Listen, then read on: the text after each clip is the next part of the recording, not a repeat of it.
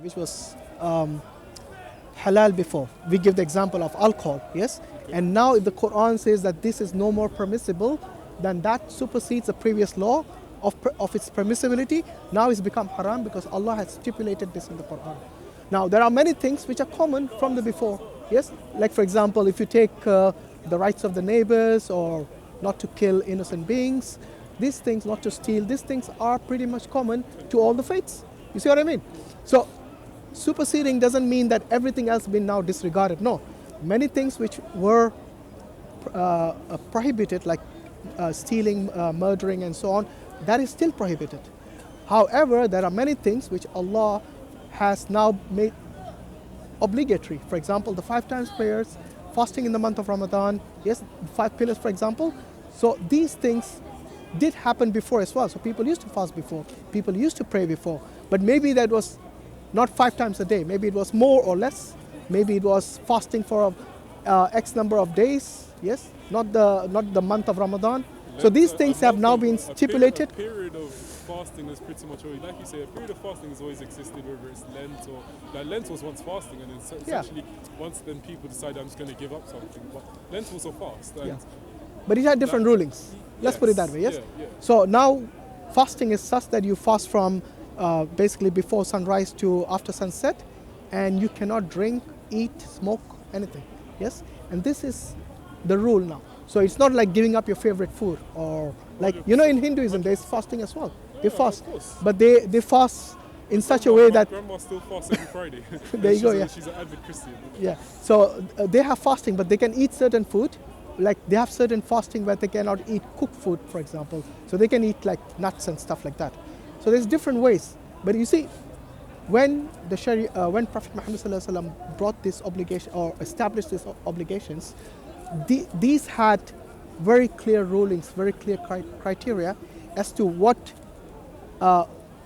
will basically break that fasting or break your salah, your prayers, and not be accepted, and what Allah will accept it if it's done in this particular criteria.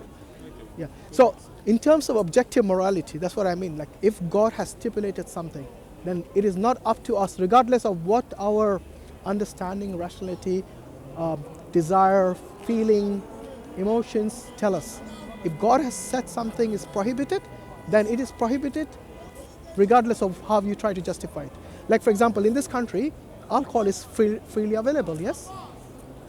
Now it is available and only allowed up to, I don't know, what is it, 16 or 18 when you're allowed to drink? 18, yeah. So before that, it is not permissible. But after that, it's permissible. What has changed? The age. It's still the same human being, yes? What Islam says is it nips it in the bud. So regardless of what your age is, it is not permitted. The reason for that is because alcohol is something that destroys families. It destroys the individual in terms of their health, yes? It destroys relationships. It might lead to broken families. And the same thing with gambling. So I'm really glad you gave this example as well, because when you say often that, yes, Allah has stipulated all of these things, but it's so much more important to understand why He's done so, and to get an understanding of how alcohol can damage and affect people's life, and what happens when you do become highly intoxicated. Cute, mashallah. So cute, mashallah. So yeah, I mean, everything that has been prohibited has a good reason behind it, yes? You take gambling, you take alcohol, you take drugs, yes? So Allah has stipulated that anything that is that is an intoxicant, that is prohibited. So even the ulama say that smoking is haram, yes? Many of them say this. Many say it's makruh, which means it's something which is not, it's almost like to the stage of haram, like you should not do it, but it's not completely haram. So depending on the on which which ruling you follow, that goes. So anything that generally anything that harms your body, yes. So was smoking not stipulated? No, it's something that a scholar has. Yes. So there is something called there is damage your body. So. Yeah. So there is something called istihad, something called issuing a fatwa, which is a ruling based on within the light of the Quran and Sunnah. Who has the right to issue a fatwa? A mufti. So there's a special scholar who has a certain qualification, who's basically allowed to give fatwas. Do you think he has the right? Because he's not a prophet, he's a man. No, he doesn't have to be a prophet. He's No, learned. Like he might be learned, but he still has he's all qualified. the problems that a man will have. No, it's not. Look, it's not about that. A mufti doesn't give just like fatwa, just nilly-willy. No, it is basically discussed with other scholars, and then they come to an agreement as to why we should issue this. Yes, and most of the time, it is so certain things which have been very clearly stipulated in the Sharia. Yes, like what is haram and what is halal. Yes, certain things which are not clear. For example, they didn't exist in the time of the Prophet Muhammad sallallahu alaihi wasallam, which came later on. For example, take the credit cards, for example. Yes, so credit cards today have an element of interest. If you do not pay it on time, you're charged interest. So then we have something called issuing a fatwa through istihad, through many different ways of extrapolating the rulings from the Quran and Sunnah, that the ulamas the scholars will then say that this is permitted and this is not permitted. So which came later on, so which is not clear in the hadith or in the Quran. They would still look at all the other factors. So is a fatwa something that you would say, as time moves on, ruling, like things need to be analysed and decided Yes. in regards to how the Quran has The said time in yeah? that time, yes. So this is something. Isn't that then technically making a religion change? Isn't that No, it's not. slowly changing and affecting religion? Because if as time changes, a group, whether it's muftis or not, Yeah. can come together and say this is now acceptable, this No. is now the ruling, this is now the fatwa. Something is changing, no? Shall I tell you why that's not the case? Because there's two things. There's something which is established faith. Yes. For example, this is called the Aqidah. Yes, the creed that we follow in regards to belief in one God, and the 5 pillars and the 6 articles of faith. That is something you cannot change. So which is clearly in the Hadith and in the Quran. This is something that we cannot change. But what you're talking about in terms of giving fatwa and all, these are things which might be linked directly or indirectly.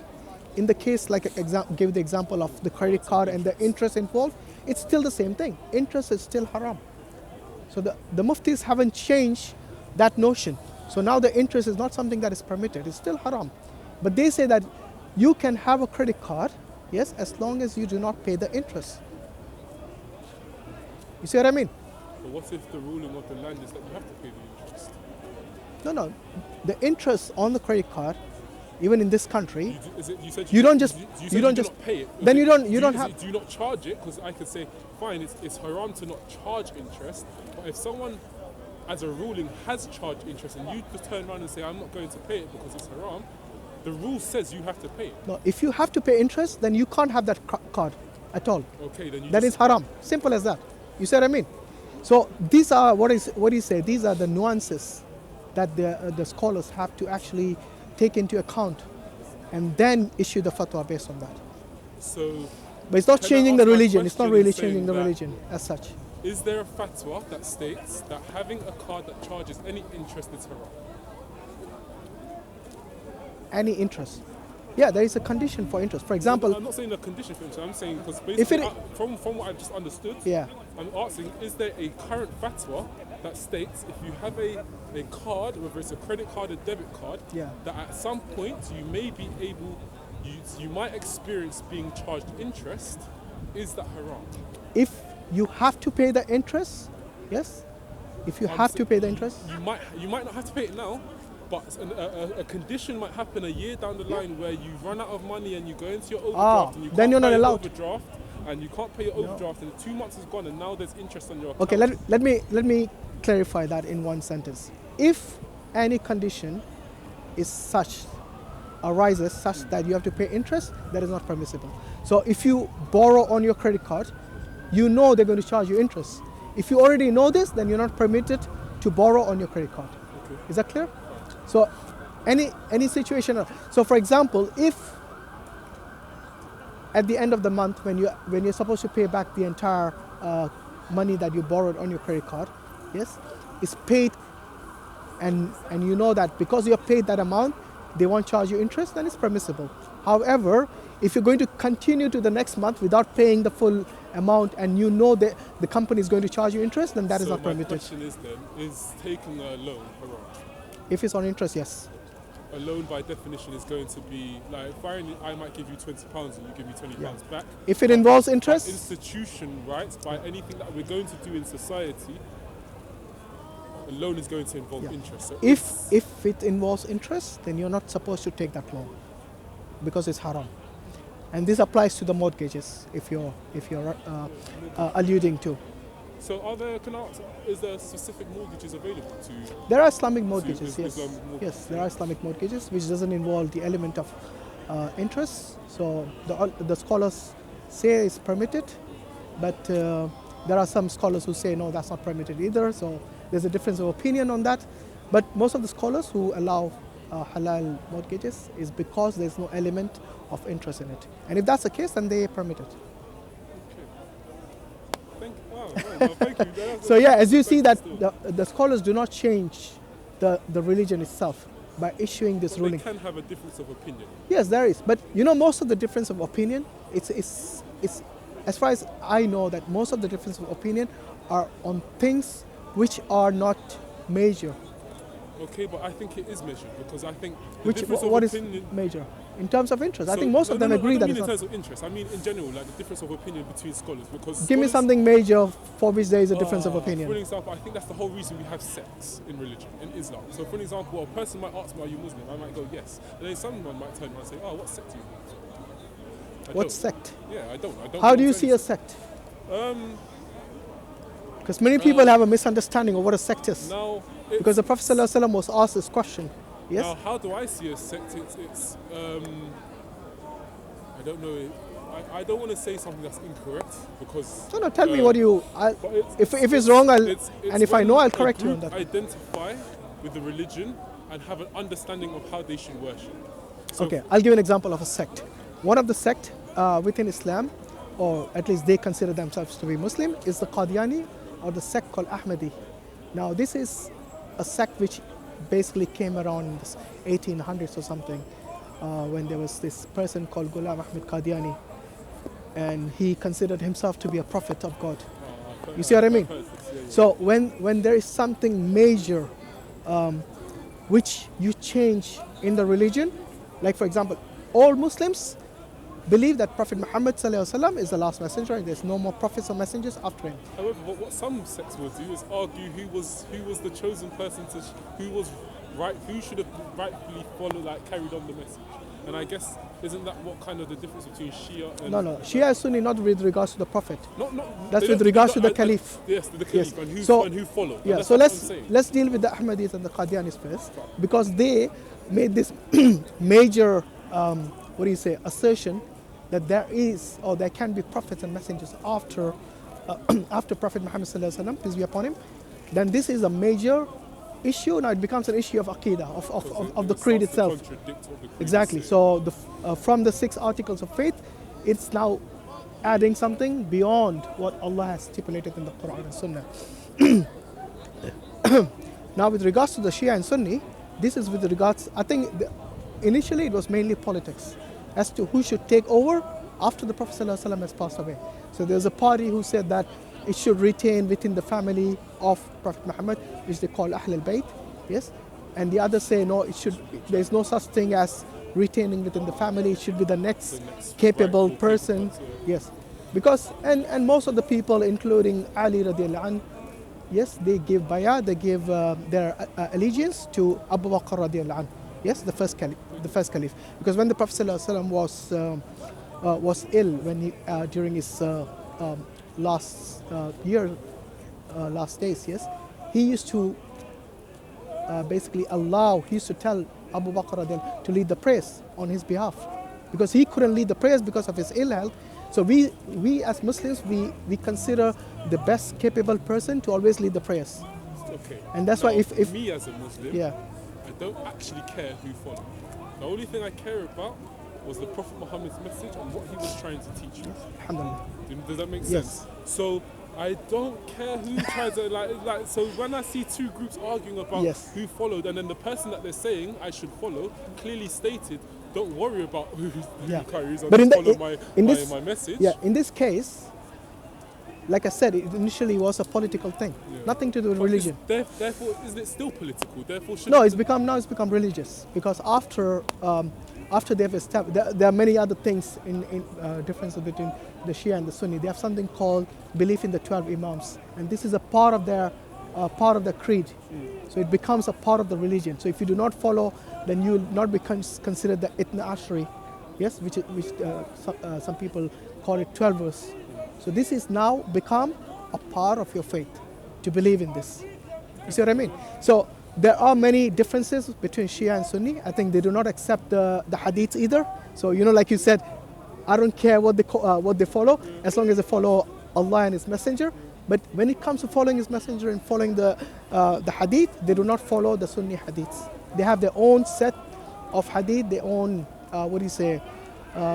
criteria and so on. And that is a major difference between the Shia and the Sunni. These things are what makes a difference between the different sects and between the sect which we call the Ahl Sunnah wal Jama'ah. Yes? So this is the mainstream Muslim. Because I then think, when I think about myself, Yeah. I then think if I was to try and place myself somewhere within the Muslim world, someone would go and say I have a completely different sect to someone else. Because where my mind is and the things I've learned and the things where my side is, someone is not going to necessarily always agree with everything I say and follow and worship in the ways I worship. But so therefore they're going to probably identify me and give me my own categorization. And I just wish sometimes, instead of categorizing everyone, it was just more about just... Again, together, if that would be the ideal situation, but again, we live in a real world where everyone feels that where they feel that they are the right ones, And that is the reason these sects have originated, because every sect considered themselves to be the one which is the saved sect. Because the Prophet ﷺ said that there will be 73 sects, yes, in my ummah, amongst the Muslims. All of them will be in the hellfire except one. And the Ashaba, the companions... Everyone's going to believe they're the one in it. Yeah, the companions, they asked him, which is a safe sect? Yeah. And what did the Prophet ﷺ respond to that? He said, the one on which I am and the companions are. So those who follow in his footsteps and the footsteps of the companions. This is my point. Now, Muhammad did not identify as any of the sects, so if it's not about identify. Remember, the question was after. Of course, it was after. Obviously, if the Prophet ﷺ was there, there's no situation, this is my point. no question At of that sex. Point, if it's like, if someone's going to ask and say, yo, there's 73 sects and only one is right, which one is it? And the answer given is going to be, they're all going to go to hell apart from one, and the only right one is me. Like the one on which I am, yeah, and my companions. And my companions, yes. Okay. So now, if the Shias reject the companions like Abu Bakr radiallahu anh, and Uthman and Umar, the only one that they accept is Ali radiallahu anh, then you are actually going against what the Prophet ﷺ said. Obviously, they wouldn't accept this hadith, and they'll say, oh, this is not something that we consider as sahih or authentic. You see what I mean? Yeah. So sects were inevitable.